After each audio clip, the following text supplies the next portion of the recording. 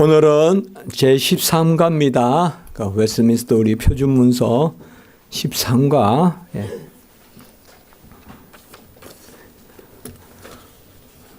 우리가 조금 낯설 수 있는데요. 외경은 영감되지 않은 인생의 책이다. 인생의 책이란 말은 사람들이 쓴 책이라는 뜻인데요. 외경이 뭘까?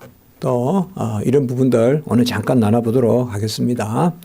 먼저 한번 읽어보시고 또 내용을 잠깐 제가 같이 풀어서 소개하는 그런 시간 갖도록 하겠습니다. 자, 통상 시작.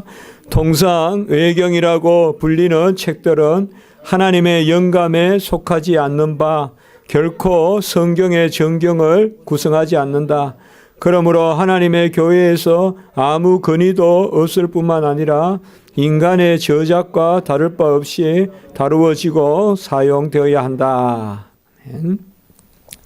우리는 구약과 신약 66권을 성경으로 봤습니다. 그리고 성경에는 무엇이 더 중하고 덜 중하고 한 그런 것이 없습니다. 읽다 보면 그렇게 되는 것 같아요. 어떨 때는 이 말씀이 다 정말 이 말씀이 최고 깊고 한 것 같은데 또 읽어보면 다음에는 또 어느 말씀이 또 그렇고요. 어떨 때는 요한복음이 가장 깊어 보이는데 어떨 때는 또 마가복음이 또 좋아 보이고 히브리서가 그렇고 또 어떨 때는 구약의 시가서가 좋다가 또 모세오경이 좋다가 성경 말씀은 그렇거든요. 이런 것을 우리가 66권을 정경이라고 합니다. 정경. 그러니까 발을 정자로 써서 올바른 성경이다. 그렇게 생각하시면 큰 어려움이 없을 것입니다. 혹시 캐논이란 말을 씁니다. 캐논. 캐논이란 말은 본래 자라는 뜻입니다. 갈대자. 옛날에는 우리나라는 무엇을 자로 했을까요? 그러나 옛날에는 건동이나 이런 데는 자를 가지고 갈대를 가지고 자를 만들어서 썼습니다. 그래서 갈대라는 말인데 그것이 이제 자고 자라는 말이 정확한 기준. 그래서 캐논이란 말은 갈대 자라는 뜻인데 거기에서 나오는 단어가 정경이다. 정경이란 말은 정말 하나님의 말씀이다. 그러니까 우리는 66권을 정경으로 그래서 구약 29, 신약 27 그래서 우리가 39, 27 그렇게 해서 66권을 우리가 정경으로 봤죠. 그러나 로마 캐톨릭에는 외경이라는 게 또 있어요, 여러분들. 외경이라는 거. 그래서 이것도 받아요. 그래서 역시 혹시나 여러분들이 성당이나 이런 데 가서 로마 캐톨릭 성경책을 보면 번역이 우리하고 많이 달라요. 많이 다르죠. 마테오그라고 또 많이 달라요. 그런데 그들은 보면 66권 외에 또 7권을 더 외경이라고 봤습니다. 그래서 토빗이란 게 있고 유딧이란 게 있고 마카베 상하 그리고 솔로몬의 지혜서라는 게 있고 또 시락스라는 게 있습니다. 시락스는 지페스라고도 합니다. 그리고 바룩 이런 게 있습니다.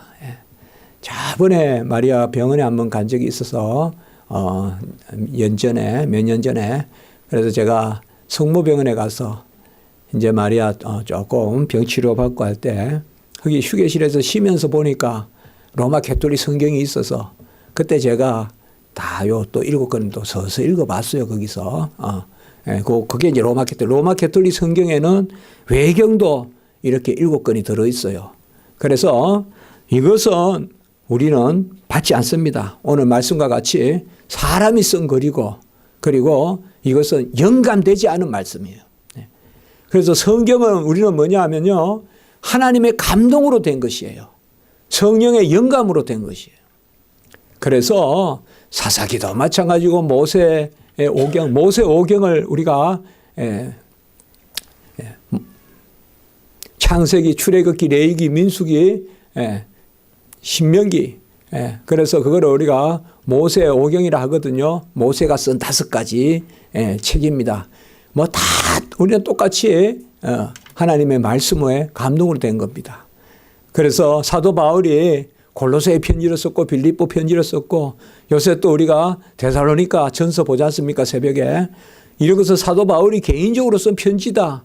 물론 개인적으로 쓴 편지 맞습니다. 그러나 그 내용은 하나님의 감동으로 된 것입니다. 요한계시록도 그렇고요. 똑같습니다. 다 똑같습니다. 예?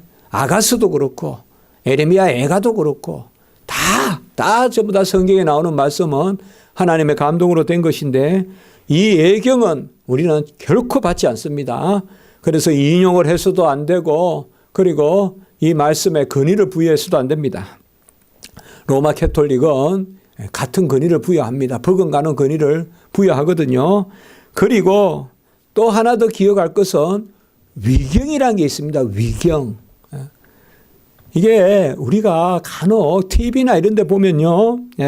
위경 이런 게 나와요. 무슨 말인가 하면 히브리 복음서가 있고 베드로 복음서가 있고 도마 복음서가 있고 니고데모 복음서가 있고 그리고 바울 행전이 있고 요한 행정이 있고 라우디게아 서신이 있고 바울과 세네카의 서신이 있고 또 베드로 묵시록이 있고 바울 묵시록이 있고 자 이런 것은 위경이라 그래요. 한때 제가 한 4, 5년 전인가요? 그때 막 야단 났었어요. 그냥 TV에 그게 방영이 됐잖아요. 신의 길, 인간의 길이라고. 혹시 아시는지 모르겠어요. 그때 제가 우리 한국 교회를 대표해서 제가 그때 글을 썼었어요. 그거 잘못됐다고. 그거 그릇되다고. 그렇게 쓴 적이 있어요. 그거는 전혀. 근데 거기에 나오는 전부 이야기가 뭔가 하면 뭐 예수는 무슨 뭐 사생아니 예수는 뭐니 하면서 막 그냥 나오는 이야기예요. 막 그냥 나오는 이야기인데 그런 게 전부 다 도마 복음서니 무슨 바울 행전이니 전부 그런 거예요. 이런 것을 우리가 위경이라 그래요.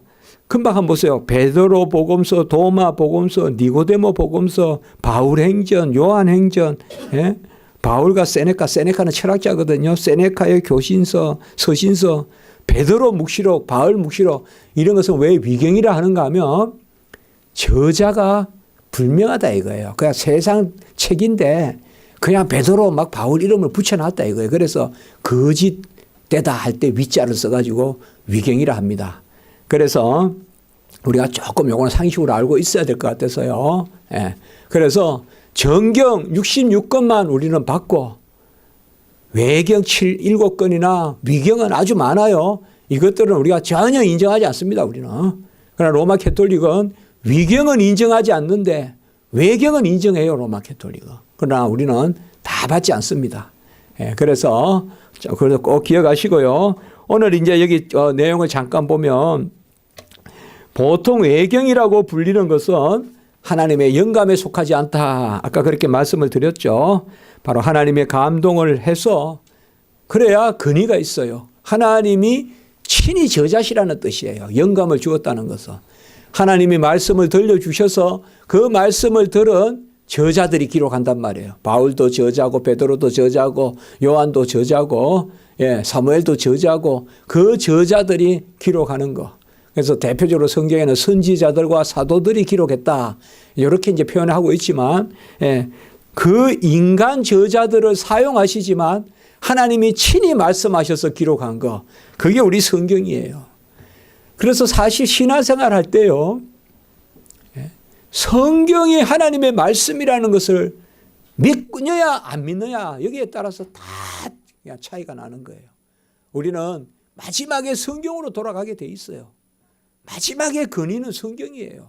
누가 풀어주고 해석하고 뭐 논리적으로 설명하는 게 아니라 성경의 내용이거든요.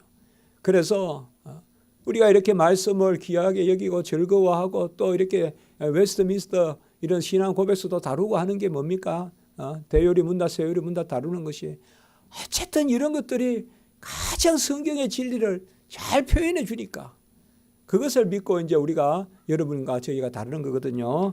그래서 우리는 성경은 토시 하나, 문자 하나, 구절 하나, 문단 하나도 없이 여기지 마시고 그런 마음으로 하나님의 감동으로 받되 일체 다른 것은 우리가 하나님이 주신 말씀으로 받을 수 없습니다. 아까 거기 뭐 도마 복음이니 베드로 복음이니 뭐 소설같이 읽으면 괜찮죠. 그러나 그것에 하나님의 어떤 권위를 부여하면 결코 안 된다는 것입니다. 그래서 하나님의 교회에서 아무 권위가 없고 여기 우리 웨스트민스터 신앙 고백서만 딱 나와요. 많은 신앙 고백서가 있는데 웨스트민스터 신앙 고백서에만 외경은 딱 이렇게 기록해 있어요.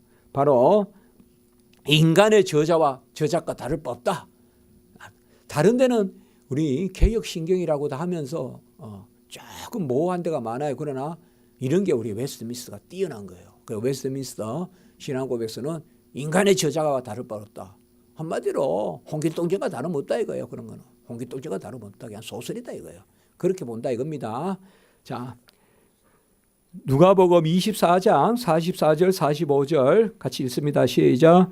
또 이르시되 내가 너희와 함께 있을 때에 너희에게 맡긴 바 곧 모세의 율법과 선지자의 글과 시편의 나를 가리켜 기록된 모든 것이 이루어지리라 하리라 한 말이 이것이라 하시고 이에 그들의 마음을 열어 성경을 깨닫게 하시고 이거는 엠마오로 내려가는 제자들에게 주님이 하신 말씀이에요. 그래서 모든 모세의 율법과 선지자의 글과 시편 이런 것은 구약을 뜻해요. 그러니까 예수님 때는 구약이니까 그 모든 말씀이 기록된 것이 이루어진다 이렇게 말씀하시고 그들의 마음을 열어서 성경을 깨닫게 하셨다.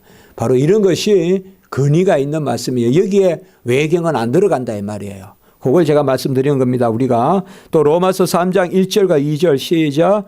그런즉 유대인의 나음이 무엇이며 할례의 유익이 무엇이냐.